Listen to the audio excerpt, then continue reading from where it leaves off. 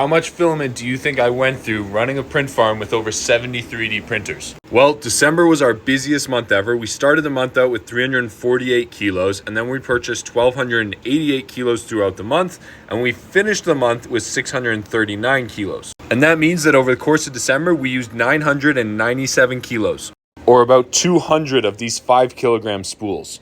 Now, since December had 31 days in it, that means that we went through about 32 kilograms per day, and based on 639 kilos remaining, it means that we have about 19.87 days left.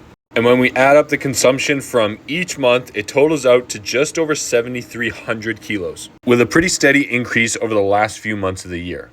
Now, if you run a print farm and you want to download a blank version of this spreadsheet, you should definitely consider checking out my school community linked in bio. It's $20 per month, and it's a community of other entrepreneurs that are also building a business in the 3D printing industry.